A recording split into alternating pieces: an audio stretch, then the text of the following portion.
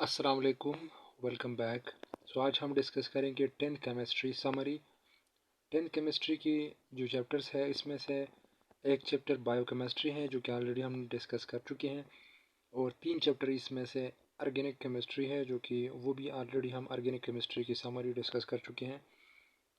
तो इसमें 4-5 चैप्टर्स हम ऑलरेडी डिस्कस कर चुके हैं। बाकी चैप्टर्स में से दो चैप्टर जो है वो इम्पोर्टेंट नहीं है, तो सिर्फ इसमें तीन चैप्टर्स है जो कि हम डिस्कस करेंगे। बाकी इसके इम्पोर्टेंस नहीं है और इस पर ज़्यादा टाइम भी ज़ाया नहीं करेंगे।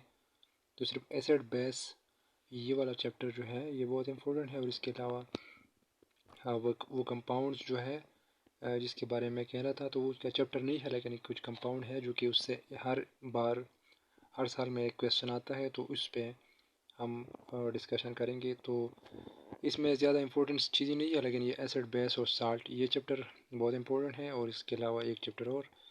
तो अब आते हैं और इसको डिस्कस करते हैं।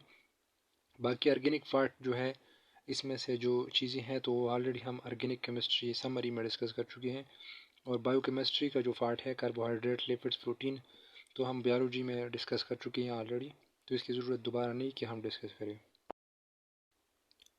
ऑर्गेनिक केमिस्ट्री के लास्ट मिनट में मैंने आपको कहा था कि आप मुझे ये बताएं कि मिल्क में कौन से एसिड होते हैं, फिर एप्पल और लेमन में कितने कौन से होते हैं, स्पेंच में ग्रेप्स में कौन से होते हैं। तो आप में से किसी ने भी जवाब नहीं दिया, तो इसका मतलब ये है कि आप लोगों ने वो आप लोगों को तो यह पता नहीं, या आप लोगों ने किस वजह से वो जवाब नहीं दिया। लेकिन आप में से किसी ने भी जवाब नहीं दिया। तो अभी टेंथ केमिस्ट्री में ये है, और आप लोग अभी से ये नोट करें कि मिल्क जो है सोर मिल्क जो होते हैं इसमें लैक्टिक एसिड होते हैं, और ये हर साल इन 6 जो ये लिखे हैं ये 6 टाइप ऑफ एसिड जो हैं कि ग्रेप्स में कौन से होते हैं, स्पेनिश में कौन से होते हैं, इंसेक्ट्स में कौन से होते हैं, लेमन्स और एप्पल एंड फेयर्स में, और सोर मिल्क में तो इसमें कौन से होते हैं। तो इससे एक एमसीक्यू हर साल आता है। तो मिल्क जो होते हैं सोर मिल्क इससे लैक्टिक एसिड होते हैं, और एप्पल्स और फेयर्स में मालिक एसिड होते हैं। लेमन और लेमिस या ऑरेंज होते हैं इसमें सिट्रिक एसिड होते हैं। इंसेक्ट्स हुआ एंड्स हुआ इसमें फार्मिक एसिड होते हैं, और स्पेनिश जो है जो इसमें ऑक्ज़ैलिक एसिड है, और ग्रेप्स में टार्टारिक एसिड है। तो ये 6 टाइप ऑफ एसिड है। ये लैक्टिक एसिड जो है ये हर साल इससे आता है, और कभी कभी ये ग्रेप्स से या बाकी जो है इससे भी आ सकता है। ऑक्ज़ैलिक एसिड कुछ लोग बोलते हैं कि एंड्स में है, लेकिन ये एंड्स में नहीं होती, ये स्पेनिश में होते हैं। इंसेक्ट्स और एंट वगैरह में फार्मिक एसिड होते हैं। तो ये बहुत इंपॉर्टेंट चीज़ है और आप लोगों को ये याद रखना ज़रूरी है। तो अब हम आगे चलते हैं। अब हम एसिड और बेस के कंसेप्ट पे आएंगे। तीन तरह के कंसेप्ट है यहाँ पर। एक है अर्हेनियस, दूसरा है ब्रॉन्स्टेड लोरी, और तीसरा है लेविस कंसेप्ट। तो ये तीन कंसेप्ट है एसिड एंड बेस के। तो सबसे पहला जो है वो है अर्हेनियस का, जिन्होंने अर्हेनियस ने 1884 में ये बताया था कि an acid is a chemical substance that dissociate in aqueous solution to give hydrogen ion. कुछ भी इस तरह का केमिकल सब्सटेंस हो, अगर हम उसको वाटर में डालें तो वो डिसोसिएशन होते हैं उसका, और वो हाइड्रोजन आयन देते हैं हमें, तो इसको कहते हैं। हाँ, अर्हेनियस ने सिर्फ ये बताया था कि जो भी चीज़ है अगर केमिकल सब्सटेंस है वो हमें एक सॉल्यूशन में हाइड्रोजन आयन देते हैं तो उसको हम एसिड बोलेंगे। लेकिन इसका कंसेप्ट सिर्फ हाइड्रोजन आयन तक और एक्वस सॉल्यूशन तक महदूद था। इसके अलावा अगर वो किसी चीज़ में ये नहीं हो तो फिर अर्हेनियस कंसेप्ट से ये पता अंदाज़ा हम नहीं लगा सकते कि ये एसिड है या बेस है। तो ये जो कुछ कंपाउंड गिवन है यहाँ पर, हाइड्रोक्लोरिक एसिड है, सल्फ्यूरिक एसिड है, नाइट्रिक एसिड है, एसिटिक एसिड है, और फास्फोरिक एसिड है। तो ये सारे यहाँ पर जितने गिवन है ये 5, तो ये सारे अर्हेनियस कंसेप्ट पे हम पॉइंट कर सकते हैं कि ये एसिड है। तो इस तरह इसी में इस तरह भी एमसीक्यू आ सकता है कि हम आपको 3-4 कंपाउंड गिवन होंगे, 4 मॉलिक्यूल्स आपको गिवन होंगे, 4 डिफरेंट टाइप ऑफ एसिड। तो आपको बोलेंगे कि कौन सा यहाँ पर इस तरह का एसिड है जो कि हम अर्हेनियस कंसेप्ट वहाँ पालू नहीं हो सकता या उसके थ्रू हम पार नहीं कर सकते कि ये एसिड है या बेस है। तो आप देखेंगे कि इसमें अगर हाइड्रोजन नहीं है किसी किसी भी एसिड में, और आप देखेंगे कि उसमें हाइड्रोजन नहीं है तो इस या हाइड्रोक्सिल आयन नहीं है तो फिर हम उसी को टैग करेंगे। तो यहाँ पर हाइड्रोक्सिल है, हाइड्रोक्लोरिक एसिड है। इसको अगर आप देखें तो ये डिसोसिएशन होती हैं हाइड्रोजन आयन और क्लोराइड आयन। H2SO4 है या नाइट्रिक एसिड है, एसिटिक एसिड है और फास्फोरिक एसिड है। इसके नाम्स जो होते हैं, नेम्स भी आसान MCQs भी HSC में बहुत आसान MCQ भी आती हैं। कभी कभी आता है कि मॉलिक्यूलर वेट क्या है सल्फ्यूरिक एसिड का, कभी कभी ये भी आता है कि फास्फोरिक एसिड का फार्मूला क्या है और एसिटिक एसिड का फार्मूला क्या है। ये तो 3 बार रिपीट हुआ है कि एसिटिक एसिड का फार्मूला क्या है। तो CH3COOH। ये इतने आसान क्वेश्चन भी आ सकते हैं केमिस्ट्री, बायोलॉजी और फिजिक्स से सेक्शन में, तो बहुत आसान चीज़ें आती है। बस सिर्फ आपने ये समरी देखनी है। तो समराइज चीज़ इसलिए हम तैयार भी करते हैं कि यहाँ पर 2-3 तरह के कंसेप्ट आपको मिले। एक तो ये मिला आपको कि ये चीज़ जो है ये सारे डिसोसिएशन होती हैं इसकी हाइड्रोजन आयन में, और इस वजह से हम इसको अर्हीनियस एसिड इसको कह सकते हैं। अर्हीनियस एसिड इसको कहते हैं क्योंकि ये हाइड्रोजन आयन एक सोल्यूशन में देते हैं। और ये सारे जितने सारे हैं इसके नाम्स भी आप याद करें, और इसको अर्हीनियस एसिड भी इस वजह से कहते हैं। तो ये आपने 2-3 पॉइंट्स यहाँ पर याद की जो कि बहुत इंपॉर्टेंट है। अब अर्हीनियस बेस किसे कहते हैं? अर्हीनियस बेस जो होता है chemical substance that dissociate in aqueous solution to give hydroxyl ion. तो यहाँ पर ये हमें हाइड्रोक्सिल आयन देते हैं और ये एक्वस सॉल्यूशन के साथ में जब हम डालते हैं तो ये डिसोसिएशन प्रोडक्ट जो होती है इसमें हाइड्रोक्सिल आयन ज़रूर होता है। तो यहाँ पर जितने सारे आपको गिवन है ये सारे अर्हीनियस बेसिस हैं। अर्हीनियस बेस और अर्हीनियस एसिड के लिए एक्वस सॉल्यूशन मीडियम ज़रूरी है, और दूसरी बात यह है कि इसके लिए हाइड्रोजन आयन या हाइड्रोक्सिल आयन का होना ज़रूरी है किसी भी मॉलिक्यूल या एसिड में या बेस में। तो यहाँ पर सोडियम हाइड्रोक्साइड है, यहाँ पर ये सोडियम हाइड्रोक्साइड है। इसके अलावा ये जो है आपके साथ पोटाशियम हाइड्रोक्साइड है, ये अमोनियम हाइड्रोक्साइड है, ये मैग्नीशियम हाइड्रोक्साइड है, ये कैल्शियम हाइड्रोक्साइड है, ये एल्यूमिनियम हाइड्रोक्साइड है। तो ये 6 डिफरेंट टाइप ऑफ बेसिस है जो कि ये हमें एक सोल्यूशन में हाइड्रोक्सिल आयन देते हैं। तो इस वजह से हम इसको कहते हैं कि ये अर्हीनियस बेस है। तो acid give hydrogen ion in water, base give hydroxyl ion in water, this is Arrhenius concept.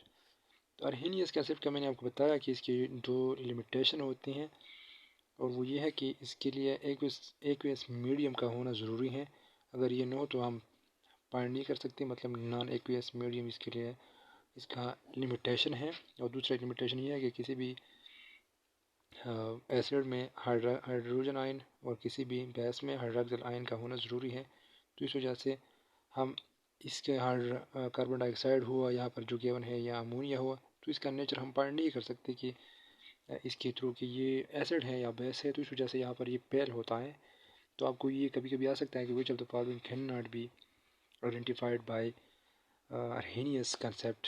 So अगर ये गिवन हो NH3 गिवन हो किसी क्वेश्चन में या कार्बन डाइऑक्साइड गिवन हो, तो फिर हम इसका अंदाज़ा नहीं लगा सकते। और अगर नॉन एक्विस मीडियम की बात आ जाए तो मीडियम में आप वो टेक करेंगे जो नॉन एक्विस होता है। यहाँ पर फिर दूसरा कंसेप्ट है ब्रॉन्स्टेड-लवरी कंसेप्ट। और ब्रॉन्स्टेड-लवरी कंसेप्ट जो है वो प्रोटॉन तक महदूद है, और प्रोटॉन डोनर जो होता है इसको कहते हैं एसिड, और प्रोटॉन एक्सेप्टर को कहता है बेस। तो यहाँ पर इसने ब्रॉन्स्टेड-लवरी ने जो कि 1923 में ये पहला कंसेप्ट जो था एसिड बेस के बारे में अर्हीनियस ने दिया था, सबसे पहला क्लू। और दूसरी बार फिर कुछ 40 साल बाद फिर ये ब्रॉन्स्टेड-लवरी कंसेप्ट आया। ये थोड़ा ब्रॉड था और इसके लिए मीडियम का होना ज़रूरी नहीं है, मतलब ये एक्वियस नॉन एक्वियस दोनों में हो सकता है, लेकिन इसके लिए ये ज़रूरी है कि प्रोटॉन यहाँ पर इस किसी भी कंपाउंड में प्रोटॉन का होना ज़रूरी है। तो अगर किसी कंपाउंड या किसी एसिड बेस में प्रोटॉन न हो तो फिर इसके थ्रू हम अंदाज़ा नहीं लगा सकते। तो इस वजह से, लेकिन ये अर्हीनियस कंसेप्ट से थोड़ा अच्छा है। ये जो प्रोटॉन डोनर होता है उसको ये बोलते हैं कि ये एसिड है, ब्रॉन्स्टेड-लवरी एसिड। और जो प्रोटॉन एक्सेप्टर है तो इसको बोलते हैं कि ये ब्रॉन्स्टेड-लवरी बेस है। तो प्रोटॉन एक्सेप्टर और proton donor. Proton donor is called Bronsted-Lowry acid and proton acceptor is called Bronsted-Lowry base. So ये ब्रॉन्स्टेड-लोरी का दूसरा कंसेप्ट है और ये कभी कभी किसी में आता है डायरेक्टली कि प्रोटॉन जो होता है, प्रोटॉन का कंसेप्ट किन दो साइंटिस्ट ने दिया था. और या ये भी आपको दे सकते हैं कि प्रोटॉन प्रोटॉन का कंसेप्ट किसका था, या मतलब हाइड्रोक्सिल हाइड्रोजन आयन का कंसेप्ट किसका था. तो इस तरह के एक आसान सा स्टेटमेंट सा MCQs आता है आपके लिए. तो आपको ये याद होना ज़रूरी है यहाँ पर कि ब्रॉन्स्टेड-लोरी का कंसेप्ट किया था. आपको सिर्फ ये डिफिनीशन कम से कम याद होना चाहिए कि ब्रॉन्स्टेड-लोरी का. इसी में आसान आसान क्वेश्चन आते हैं, इतनी मुश्किल नहीं आती. केमिस्ट्री पार्ट में हुआ या बाकी वो बहुत आसान आसान क्वेश्चन आते हैं, लेकिन आपने बस सिर्फ ये इन चीज़ों को थोड़े बहुत याद करना है. तो प्रोटॉन का कंसेप्ट ब्रॉन्स्टेड-लोरी ने दिया था. और प्रोटॉन एक्सेप्टर को क्या कहते हैं, या ये भी डायरेक्टली पूछे जा सकते हैं कि प्रोटॉन एक्सेप्टर इज कॉल्ड. तो प्रोटॉन एक्सेप्टर आपको बोलेगा कि वहाँ पर अर्हेनियस बेस, ब्रॉन्स्टेड-लोरी एसिड या ब्रॉन्स्टेड-लोरी बेस. तो आपने यहाँ पर लगाना है ब्रॉन्स्टेड-लोरी बेस. या वहाँ पर ये भी आता है कि लेविस एसिड या लेविस बेस. तो आपने वो नहीं लगाना, क्योंकि आपको पता होगा कि प्रोटॉन का कंसेप्ट ब्रॉन्स्टेड-लोरी ने दिया था और प्रोटॉन एक्सेप्टर को उन्होंने कहा था कि ये ब्रॉन्स्टेड-लोरी बेस है. तीसरा कंसेप्ट जो है वो ये है कि यहाँ पर लेविस का है, और ये इलेक्ट्रॉन फेयर का कंसेप्ट है. ये और भी ज़्यादा ब्रॉड है और इलेक्ट्रॉन जो होते हैं वो सब देते हैं, तो इस वजह से ये हर जगह अप्लाई हो सकता है. और लेविस कंसेप्ट जो है इसने बताया था कि एटम होता है या स्पीशी होता है, मॉलिक्यूल होता है, अगर ये एक्सेप्ट करता है किसी इलेक्ट्रॉन पेयर को या tend to accept electron pair, तो इसको ये बोलते हैं कि ये लेविस एसिड हुआ. तो इलेक्ट्रॉन पेयर एक्सेप्टर और टेंड टू एक्सेप्ट, इसको कहते हैं लेविस एसिड. और जब डोनेट करते हैं इलेक्ट्रॉन को तो उसको कहते हैं बेस, लेविस बेस. तो electron acceptor is called electron pair acceptor is called Lewis acid, while electron pair donor is called Lewis base. ये अपोजिट है ब्रॉन्स्टेड-लोरी का. ब्रॉन्स्टेड-लोरी में जो चीज़ डोनेट करता था तो उसको एसिड, उसको बेस कहता था. ब्रॉन्स्टेड-लोरी में जो प्रोटॉन डोनेट करता था, मतलब proton donator is called Bronsted Lowry acid, और electron donator is called Lewis base. तो जो चीज़ डोनेट करता है, यहाँ पर अगर आप देखें तो ब्रॉन्स्टेड-लोरी के कंसेप्ट में डोनेटर जो होता है, प्रोटॉन डोनेटर, ये ब्रॉन्स्टेड-लोरी एसिड है. लेकिन यहाँ पर अगर आप देखिए प्रोटॉन डोनेटर को कहते हैं, जो डोनेट करते हैं उसको कहते हैं लेविस बेस. तो यहाँ पर डोनेटर बेस है और एक्सेप्टर एसिड है, उधर कंसेप्ट डिफरेंट था. यहाँ पर ये कंजुगेट एसिड और कंजुगेट बेसिस का जो ये कंसेप्ट है, तो आप ये भी आपको समझना चाहिए. ये किसी के लिए इतना इम्पोर्टेंट नहीं है, लेकिन वैसे भी आप इसको याद रखें कि यहाँ पर एसिड और बेस का ब्रॉन्स्टेड-लोरी ने जो कंसेप्ट दिया था कि प्रोटॉन जो डोनेट करता है उसको कहते हैं एसिड और जो एक्सेप्ट करता है उसको कहते हैं बेस. तो यहाँ पर ये एसिटिक एसिड है, ये प्रोटॉन डोनेट कर सकता है. ये जब प्रोटॉन डोनेट करे तो इस पर नेगेटिव चार्ज आता है. जब ये नेगेटिव चार्ज इस पर आ जाए तो अब ये एसिटिक आयन जो होते हैं ये ये टेंड करता है कि ये प्रोटॉन एक्सेप्ट करे. तो ये जब प्रोटॉन एक्सेप्ट करता है तो प्रोटॉन एक्सेप्टर को फिर ब्रॉन्स्टेड-लोरी बेस कहते हैं, लेकिन इसको हम कंजुगेट बेस बोलेंगे इस एसिड का. तो करस्पॉन्डिंग एसिड का ये कंजुगेट बेस हुआ. और यहाँ पर अगर आप देखिए ये बेस जो है ये प्रोटॉन एक्सेप्ट करता है, तो जब ये एक्सेप्ट करे तो इसको फिर एसिड कहता है, क्योंकि अब ये डोनेट कर सकता है इलेक्ट्रॉन प्रोटॉन. तो प्रोटॉन अभी ये डोनेट कर सकता है, लेकिन ये बेस से बना, तो इस वजह से इसका हम करस्पॉन्डिंग बेस का एसिड कहते हैं. तो इस वजह से इसको कंजुगेट एसिड कहते हैं. तो ये कंजुगेट एसिड बेस का कंजुगेट एसिड बनता है, क्योंकि उससे वापस दोबारा बेस दोबारा बन सकता है. और जो एसिड होता है उसको कंजुगेट बेस कहते हैं, और कंजुगेट बेस से दोबारा जब ये प्रोटॉन एक्सेप्ट करे तो दोबारा उससे वही एसिड बनता है. इस वजह से करस्पॉन्डिंग एसिड का कंजुगेट बेस होता है और करस्पॉन्डिंग बेस का कंजुगेट एसिड होता है. तो ये भी थोड़ा बहुत ज़रूरी है कि आपको पता होना चाहिए, और आपको ये भी पता होना चाहिए कि कंजुगेट एसिड यहाँ पर कौन सा इस तरह भी आ सकता है कि अगर आपको ये इक्वेशन दे दें, इक्वेशन आपको दे दे कि इसमें कौन सा कंजुगेट बेस है या कौन सा कंजुगेट एसिड है, तो आपको ये यहाँ याद रखना चाहिए कि जो प्रोटॉन डोनेट कर सकता है उसको क्या कहते हैं, और जो प्रोटॉन एक्सेप्ट कर सकता है उसको क्या कहते हैं। तो उससे आप अंदाज़ा लगा सकते हैं फिर कि कंजुगेट बेस क्या है और कंजुगेट एसिड क्या है। यहाँ पर इन तीनों कंसेप्ट को यहाँ पर समराइज़ किया है कि अर्हेनियस कंसेप्ट किया था कि हाइड्रोजन या हाइड्रोनियम आयन प्रोड्यूसर को कहते हैं अर्हेनियस एसिड, और हाइड्रोक्सल आयन प्रोड्यूसर को कहते हैं अर्हेनियस बेस।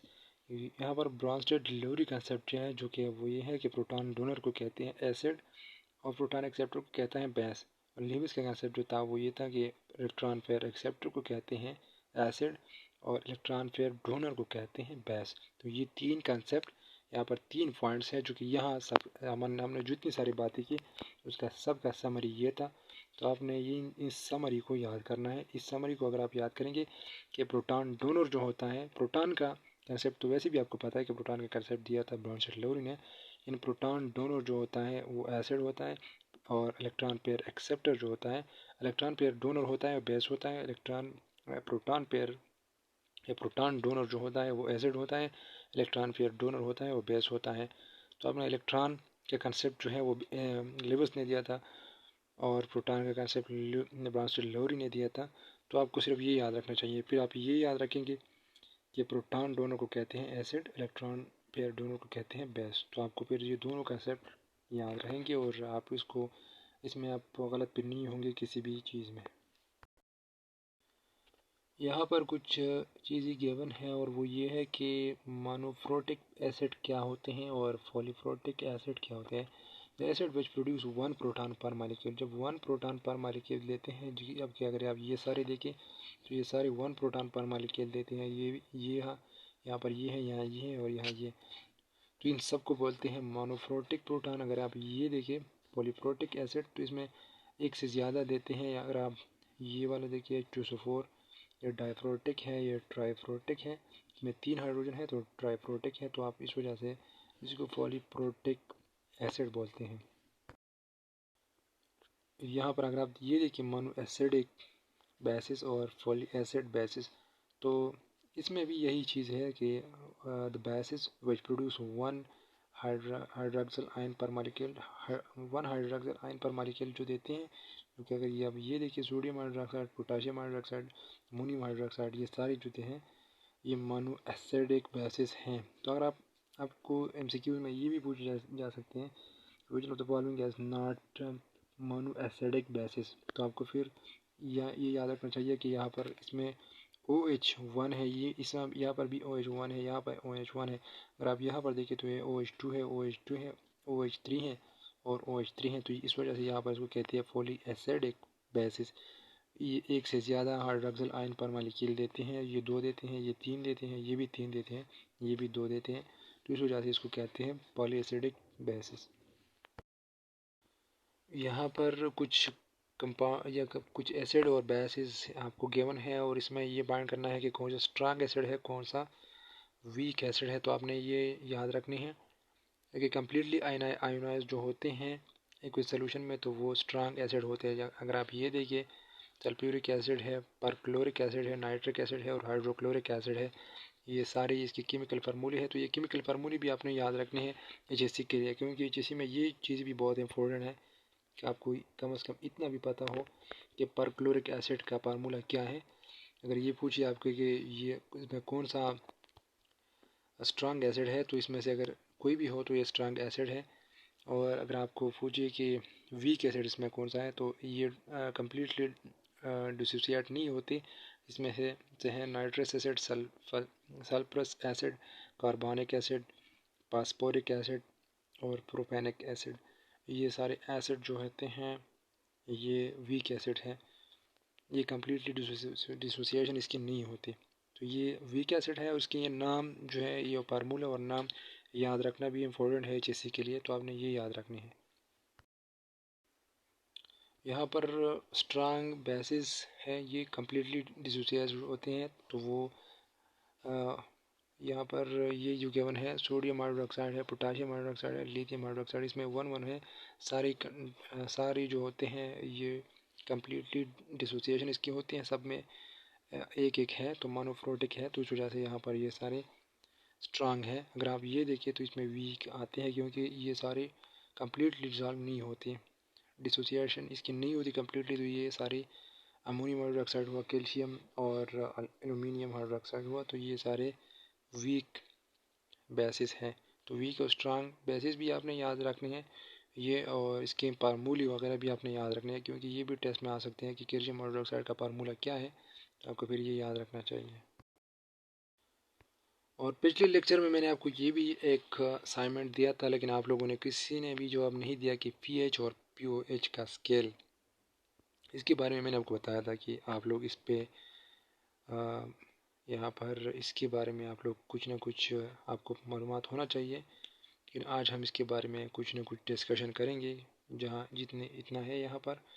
तो सबसे पहले तो ये ज़रूरी है कि किसने डिस्कवर किया था, तो ये सोरेनसन ने 1909 में डिस्कवर किया था, और उन्होंने ये स्केल बनाया था कि स्ट्रॉन्ग एसिड हम कैसे किसको बोलेंगे और स्ट्रॉन्ग बेस किसको बोलेंगे, और ये इसके लिए क्या क्या, इसके लिए एक स्केल उन्होंने बनाया था जो कि वो स्केल 0 से स्टार्ट होता है और 14 तक वो स्केल होता है, जिसमें हम पॉइंट कर सकते हैं कि ये स्ट्रॉन्ग एसिड है या वीक एसिड है। पीएच जो होते हैं 0 से लेकर 6 तक जितनी ऊपर आता है तो इतना ही कम वीक एसिड हो जाता है। 0 जो होता है वो सबसे ज़्यादा स्ट्रॉन्ग एसिड होता है, फिर 1 अगर होता है तो 1 थोड़ा कम एसिड होता है 0 से, लेकिन सबसे ज़्यादा फिर 2 से ज़्यादा होता है, 1 से कम होता है। इतना अगर आप इस स्केल पे जब जितने आप ऊपर जाते हैं तो इसकी एसिडिटी जो होती है डिक्रीज़ की तरफ जाती है और उसकी बेसिडिटी इंक्रीज़ की तरफ जाते हैं।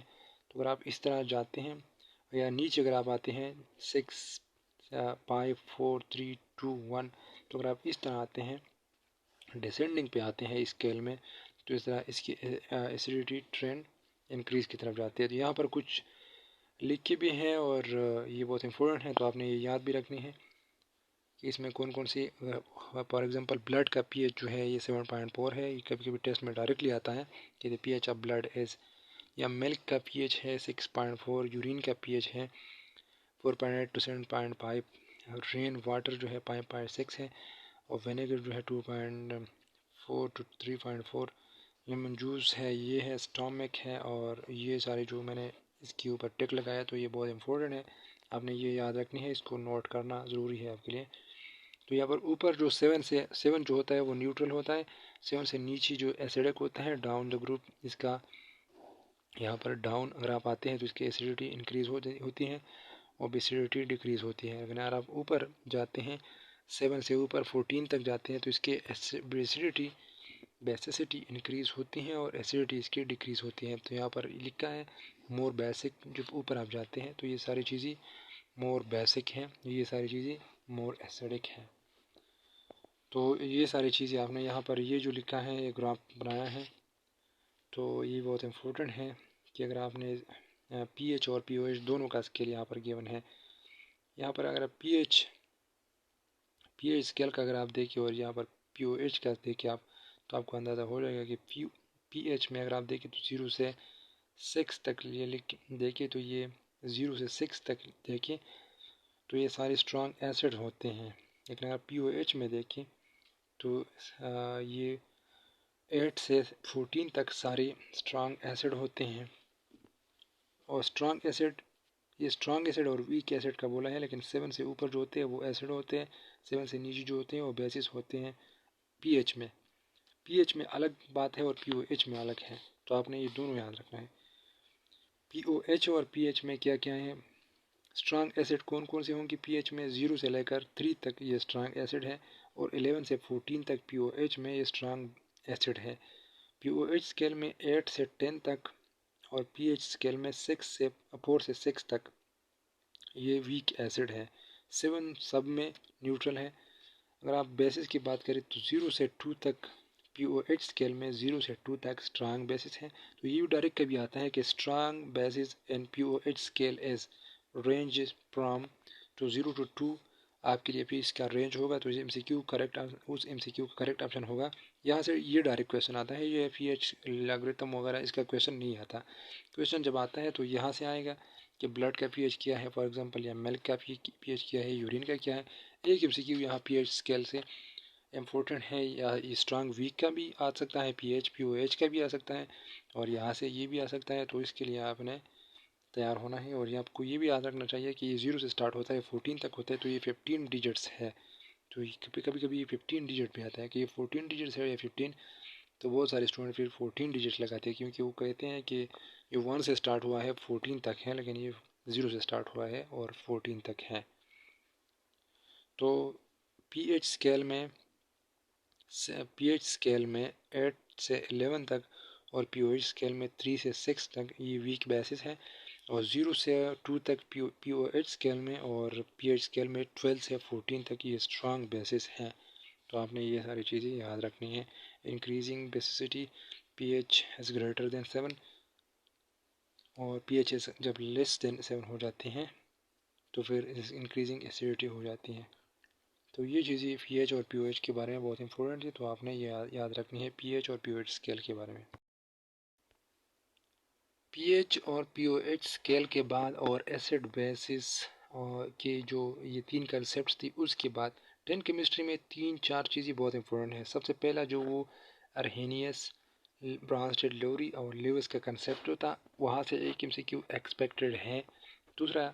दूसरी MCQ जो है वो पीएच या पीओएच से एक्सपेक्टेड है, वहाँ जो मैंने जो कुछ बताया। और तीसरा MCQ यहाँ से तो कन्फर्म है बिल्कुल, जो कि ये नेम ऑफ सॉल्ट है, ये आपने याद रखनी है लाजमी, क्योंकि अगर आप किसी भी 2017, 18, 19, 20 का HSC पेपर उठाए तो इसमें आपको ये सारे ये कभी कौन सा गिवन होगा, जो वाशिंग सोडा हुआ, बेकिंग सोडा हुआ, और ये सारी चीज़ें सॉल्ट, डिफरेंट सॉल्ट है, तो इसका फार्मूला आपने याद रखना है।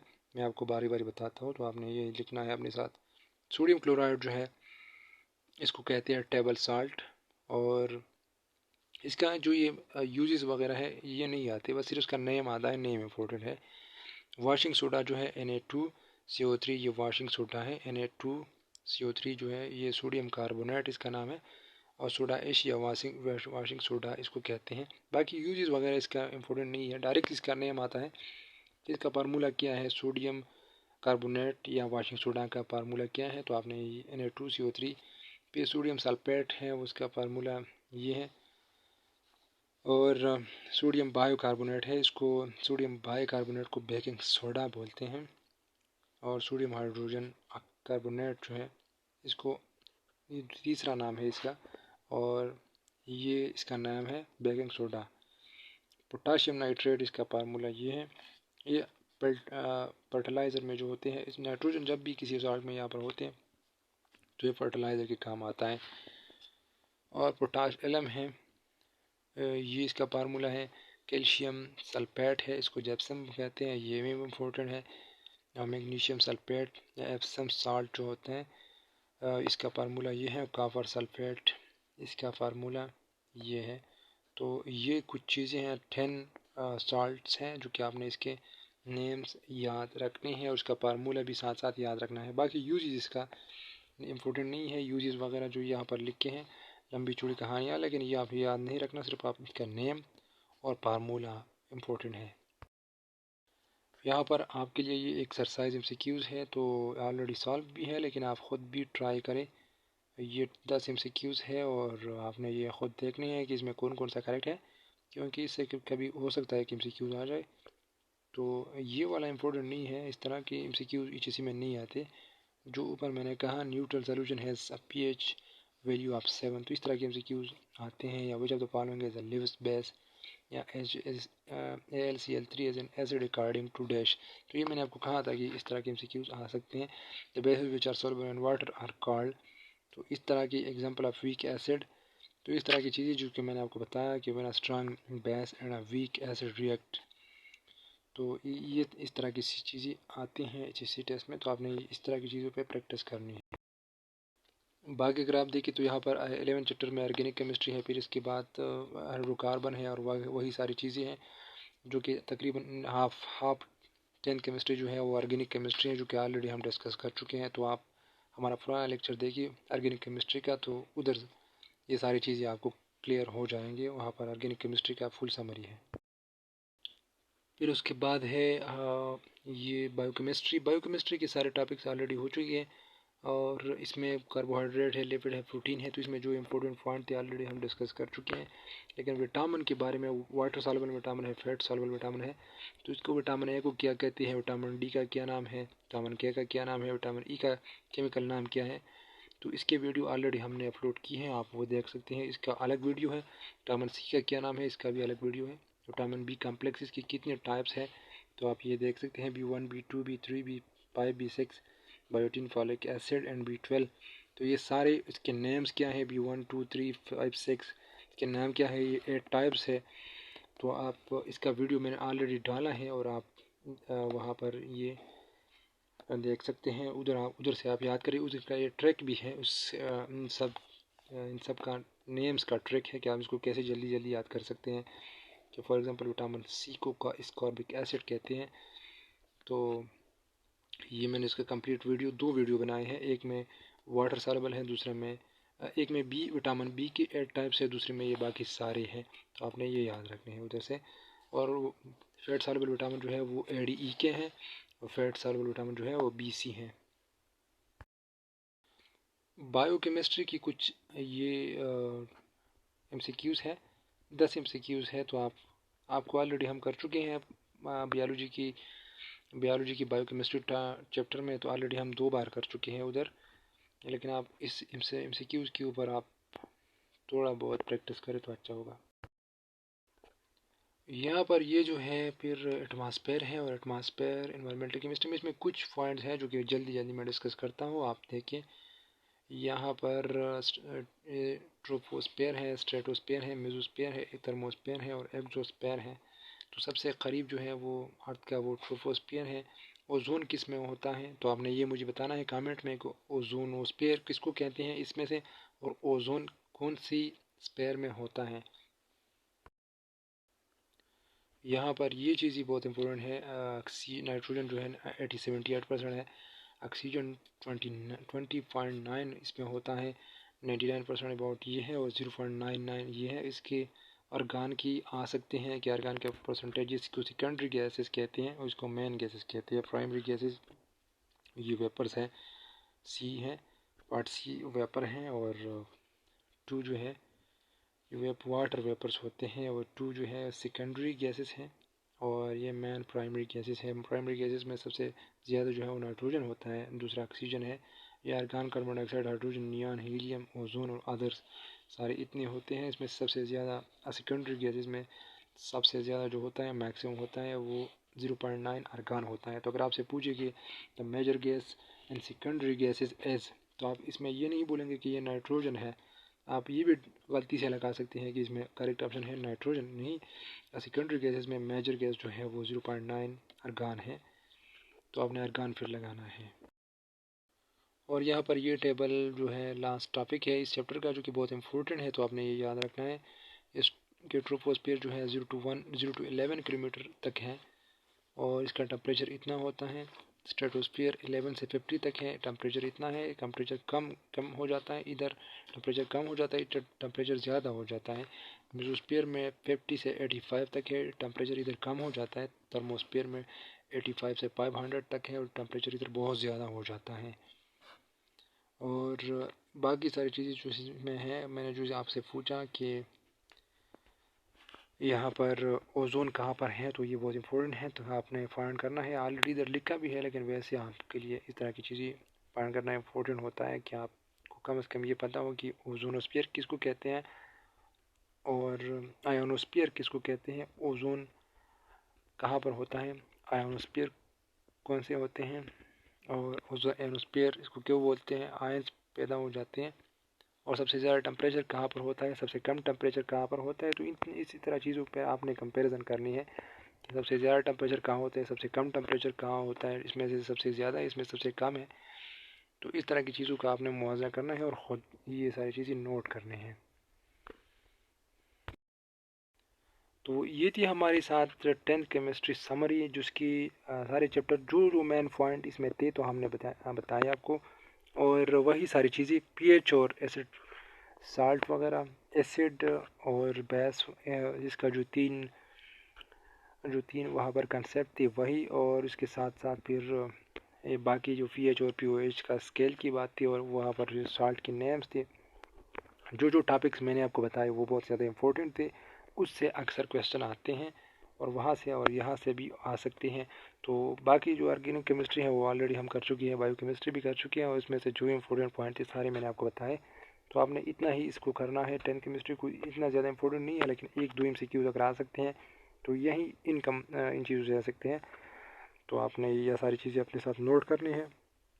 बाकी केमिस्ट्री पार्ट में जो कुछ रहते हैं इंशाल्लाह हम अगले लेक्चर में इसको एंड करेंगे। Thank you.